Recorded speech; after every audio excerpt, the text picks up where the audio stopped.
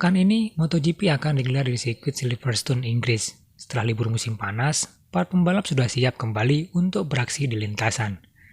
Dilansir dari laman resmi YouTube MotoGP, kami sudah merangkum beberapa topik hangat menjelang digelarnya balapan pekan ini.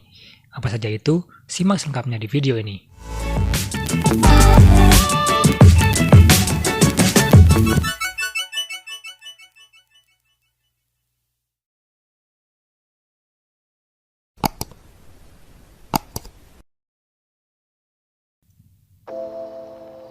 Setelah 5 pekan MotoGP libur dari balapan, pekan ini para pembalap akan kembali memacu kuda besi mereka di sirkuit Silverstone. Setelah menikmati libur musim panas, mereka akan kembali bersaing untuk memperebutkan kejuaraan.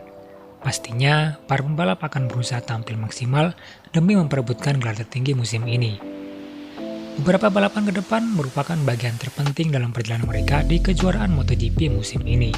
Konsistensi adalah hal yang paling diperlukan pada sisa musim 2022 ini. Para pembalap yang bertengger di papan atas klasemen sementara harus berusaha mati-matian untuk mengumpulkan poin sebanyak-banyaknya. Yang menjadi sorotan adalah jarak poin antara Fabio Quartararo dan Alex Espargaro yang hanya terpaut 21 poin. Ini artinya masih ada kesempatan untuk Aprilia meraih gelar juara musim ini. Begitupun Ducati yang harus segera mendulang poin demi mengejar ketertinggalannya dari pembalap Yamaha Fabio Quartararo. Tahun lalu Quartararo berhasil memenangi balapan di Silverstone. Pekan ini, ia memiliki kepercayaan diri yang tinggi untuk kembali mengulang kesuksesannya tersebut. Walaupun harus menjalani hukuman penalti karena melakukan kesalahan saat balapan di Asen yang lalu, hal itu tidak membuat semangatnya mengendur. Bahkan dalam sebuah pernyataan, ia mengatakan malah termotivasi dengan hukuman tersebut dan berjanji akan tampil lebih baik untuk mempertahankan posisinya di puncak klasemen. Bagaimana diketahui, DNF pada balapan yang lalu memangkas jarak poinnya dengan Espargaro menjadi semakin kecil. Otomatis di sisa balapan musim ini, ia harus mempertahankan konsistensinya untuk terus bisa memuncaki klasemen kejuaraan musim 2022 ini. Setelah DNF yang menimpa Fabio Quartararo pada balapan GP Belanda yang lalu, gap atau jarak poin antara Alex Espargaro dan pembalap Yamaha tersebut semakin terpangkas.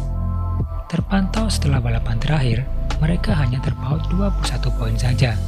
Apabila di balapan GP Inggris pekan ini Alex dan Aprilia berhasil tampil menggila, mereka bisa saja menggeser El Diablo di puncak klasemen. Apalagi Quartararo harus menjalani long lap penalti pada balapan pekan ini. Otomatis, ada celah bagi Alex jika ia mampu tampil apik untuk mengguli rivalnya tersebut.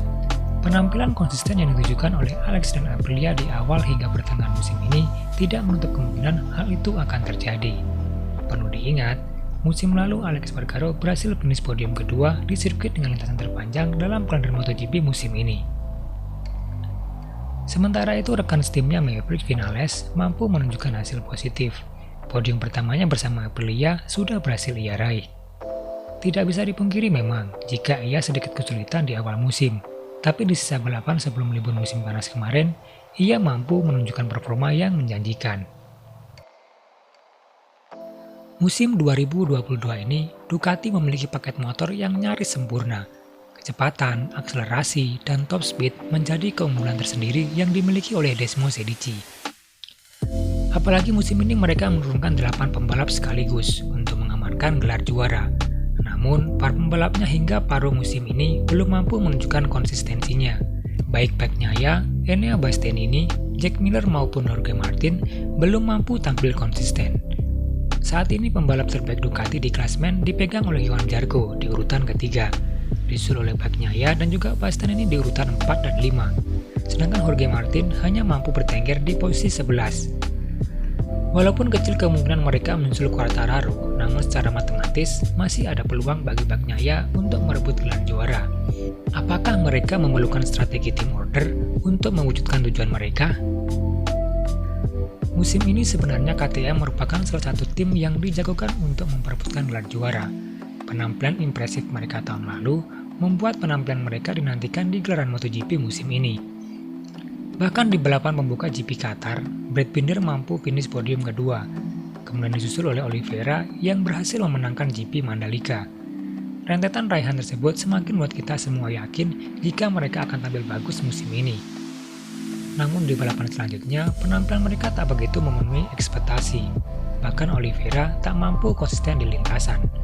Sampai kemudian, ada rumor jika ia didepak dari tim pabrikan KTM menyusul pengumuman Jack Miller yang pindah ke Red Bull KTM Factory mendampingi Brad Binder musim depan. Di akhir paruh musim ini, KTM mulai terlihat kembali ke jalur yang benar. Bisa dilihat dari peringkat klasemen yang menempatkan Brad Binder di urutan ke-6 dan Oliveira menutup urutan 10 besar.